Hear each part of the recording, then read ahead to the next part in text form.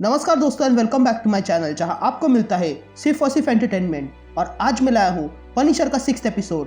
तो यार अब तक आपने देखा कि पनिशर प्रिस्टेस को मारकर मरिया को अपने साथ ले जाने लगता है, लेकिन तभी उसे पता चलता है कि जैसे वो बाहर निकला वैसे ही मरिया फिर से मरने लगी।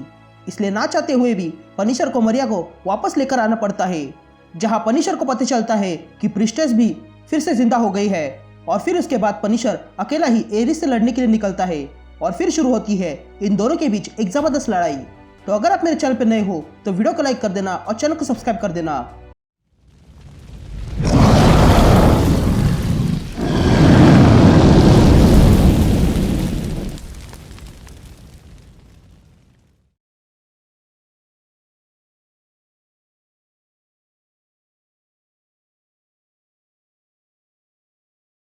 तो कहानी की शुरुआत में हम पनिशर के पास्ट को देखते हैं, जो ठीक वहीं से शुरू होता है जहां पिछले एपिसोड में रुका हुआ था, जब मरिया ने फ्रैंक से कहा था कि वो प्रेग्नेंट है। उसके बाद फ्रैंक मरीन ज्वाइन कर लेता है, लेकिन फिर एक दिन पनिशर वापस आ जाता है।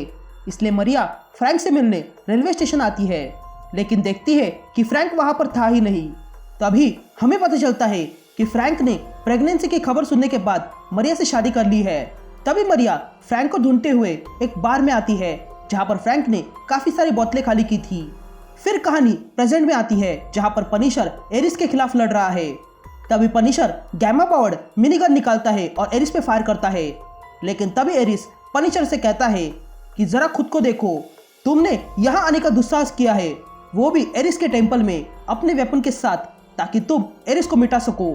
ये कहते ही एरिस पनिशर पे अपने एक्स से वार करता है, जिसके कारण वह ब्लास्ट होता है और उसमें एरिस के लोग मारे जाते हैं, लेकिन पनिशर बच गया था।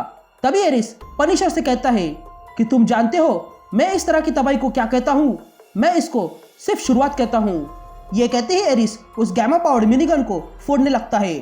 तभी पनिशर ये देखकर खुद को एक बॉडी के पीछे छुपा लेता है और तब उस मिनीगन को मसलते ही वह ब्लास्ट हो जाता है, लेकिन पनिशर जैसे तैसे खुद को बचा लेता है और देखता है कि वो ऐसी जगह पे आ गिरा है जहां पर एपोस्टल के बहुत सारे वेपन्स थे। तभी एरिस तोड़ते हुए अंदर आ जाता है और पनिशर से कहता है कि दिखाओ मुझे कि तुम क्या कर सकते हो, या फिर किसी कुत्ते की मौत मरने के लिए तैयार हो जाओ। लेकिन तभी एरिस देखता है कि पनिशर ने ग्रेविटन बजूका उठा ली थी। ये एक ऐसी बजूका है जो आसपास के हर एक चीजों की ग्रेविटी खत्म करके उसे टारगेट पर फेंकती है। तभी ये देखकर एरिस पनिशर से कहता है बस तुम यही कर सकते हो।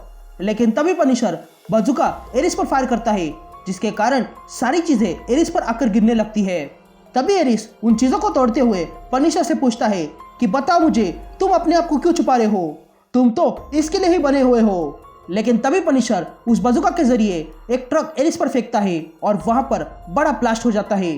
लेकिन उस ब्लास्ट से एरिस को कुछ नहीं हुआ था और वो आग से बाहर आकर पनिशर से कहता है कि अपना एक कदम आगे बढ़ाओ और तुम्हारा गॉड यानी कि मैं 2 कदम तुम्हारी ओर बढ़ाऊंगा। ये कहते ही एरिस आगे बढ़ता है और पनिशर को एक पंच मारकर दूर फेंकता है और पनिशर से कहता है कि तुम तो मेरे अच्छे भक्त थे, लेकिन पता नहीं उस प्रिस्टेस ने तुम्हारे साथ क्या किया है। ये कहते ही एरिस पनिशर के सर को पकड़ लेता है और उसे फेंक देता है। लेकिन तभी पनिशर अपनी स्वॉर्ड से एरिस पर अटैक करता है, लेकिन एरिस उस स्वॉर्ड के टुकड़े कर देता है और पनिशर से कहता है कि बताओ मुझे, और फिर हम दोनों मिलकर हैंड को खत्म कर देंगे और मैं तुम्हें आजाद भी कर दूंगा। लेकिन तभी पनिशर फिर से एरिस पर अटैक कर देता है। ये देखकर एरिस को गुस्सा आता है और एरिस पनिशर को एक जोरदार पंच मारता है और पनिशर को दूर फेंक देता है। तभी पनिशर फिर से उठने की कोशिश करता है, लेकिन तभी एरिस वहां आ जाता है और पनिशर से कहता है कि अब तुम्हारी आंखें खुल गई ना, तुम यहाँ हैंड के खिलौने बन के आए थे, वो भी उस गॉड को मारने के लिए जो तुमसे प्यार करता है, और अब तुम्हें दिखाई दे रहा है कि तुम कितने लाचार हो चुके हो। लेकिन तभी पनिशर वहां पड़ी एक गन उठाने लगता है और तब उसे वही दिन याद आता है जब मरिया की मौत हुई थी, और तब पनिशर वो गन उठा लेता है और एरिस पर फायर करने के लिए मुड़ता है।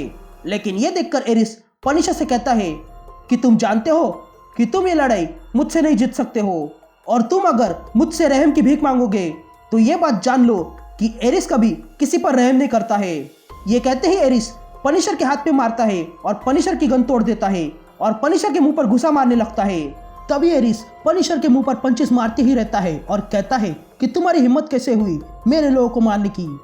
तुम्हें उन लोगों ने भटका दिया है, लेकिन तुम उनके मसीहा नहीं हो, बल्कि तुम तो मेरे हो। लेकिन तभी पनिशर फिर से उठने की कोशिश करता है, लेकिन तभी एरिस पनिशर को एक और पंच मारता है और पनिशर को जमीन में घुसा देता है, जिसके कारण पनिशर अब बेहोश हो चुका था। तभी एरिस पनिशर से कहता है कि तुम्हें इतना देर क्यों लगा यहाँ आने में। मैं समझ गया हूँ कि तुम्हें खुद पर शर्म आ रही होगी। तुम भूल गए कि पनिशर वॉर है जिसकी कोई सीमाएं नहीं है, और वॉर कभी खत्म नहीं होता है। पनिशर कभी रुकता नहीं है और ना ही छुपता है। ये कहते ही एरिस पनिशर को घसीटते हुए कहीं पर लाता है और पनिशर से कहता है कि तुमने मुझसे मिलना बंद क्यों किया और तुम उन निंजास के पीछे छुपने क्यों लगे, जिसे देखकर लगता है कि तुम किसी को बचा रहे हो। ये कहते ही एरिस अपना हेलमेट निकालता है। तभी अपोस्टल पनिशर को उठाते हैं और तब एरिस पनिशर से कहता है कि मैं समझ गया हूँ कि हैंड ने तुम्हारी फैमिली को जिंदा किया है, इसलिए तुम उनके लिए लड़ रहे हो। उनके इसी हरकत के कारण तुम आज कमजोर हो गए हो। ये कहते ही एरिस अपने अपोस्टल से कहता है कि पनिशर ने जहाँ अपनी फैमिली को रखा है उन्हें यहाँ मेरे पास ले आओ। ये सुनते ही पनिशर कहता है नहीं, ये मत करना, जिस पर एरिस पनिशर से कहता है कि गॉड पे भरोसा रखो, उनकी मौत ही तुम्हें पहले जैसा बना देगी। ये सुनते ही पनिशर को गुस्सा आता है और उसके अंदर का बिस्ट जागने लगता है और उसकी आंखों से फ्लेम्स निकलने लगते हैं। और तब पनिशर फिर से कहता है नहीं।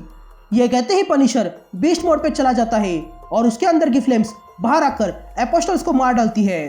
तभी एरिस ये देखकर पनिशर से कहता है कि ये किस तरह का जादू है। लेकिन तभी पनिशर एरिस से कहता है कि चाहे जो कुछ भी करना पड़े मैं करूंगा, लेकिन मैं तुम्हें खत्म करके रहूंगा। ये कहते ही पनिशर अपना डैगर निकालता है और एरिस पे अटैक कर देता है। लेकिन तभी एरिस फिर से पनिशर को एक पंच मारता है और दूर फेंकता है और पनिशर से कहता है कि तुम क्या वॉर खत्म करोगे, तुम और तुम्हारे खिलौने मेरा कुछ नहीं बिगाड़ सकते हैं। ये कहते ही एरिस पनिशर के पास आता है, लेकिन तभी एरिस देखता है कि पनिशर का डैगर उसे लग चुका था और ये देखकर एरिस हैरान रह जाता है और कहता है कि ये कैसे हुआ। लेकिन तभी पनिशर खड़ा हो जाता है और वो डैगर को एरिस के पेट में घुसा देता है, जिसके कारण एरिस कमजोर पड़ जाता है और नीचे बैठ जाता है। तभी पनिशर एक जबरदस्त पंच एरिस को मारता है और फिर पनिशर वो डैगर निकालता है और फिर से पनिशर को मारने वाला ही था कि तभी एरिस पनिशर का हाथ पकड़ लेता है और पनिशर से कहता है कि तुम मेरे लिए मेरे बच्चे की तरह हो। ये कहते ही एरिस पनिशर की कलाई तोड़ देता है और साथ ही वो डैगर को भी तोड़ देता है और फिर पनिशर को सर से उठाकर कहता है कि आज एक गॉड का बेटा मरने वाला है। ये कहते ही एरिस पनिशर का सर जोर से जमीन में घुसाता है, जिसके कारण पनिशर बेहोश हो जाता है। अब पनिशर के बेहोश हो जाने के बाद एरिस वहां से उठकर चले जाने लगता है और पनिशर वहां पानी में डूबने लगता है। तभी डूबते हुए पनिशर को वो समय याद आता है जब वो मरीन्स में था। वहां उसके साथ वाले लोग बहुत खुश थे, लेकिन पनिशर वहां किसी का फोटो देख रहा था जो उसकी बेटी है और वो ये सोच रहा था कि वो कब उससे मिलने जाएगा। लेकिन तभी पनिशर अचानक से जाग जाता है और देखता है कि वो फिर से उसी टेंपल में था जहां वो बीस्ट की मूर्ति है। तभी प्रिस्ट्रेस पनिशर से कहती है कि तुम्हारा फिर से स्वागत है।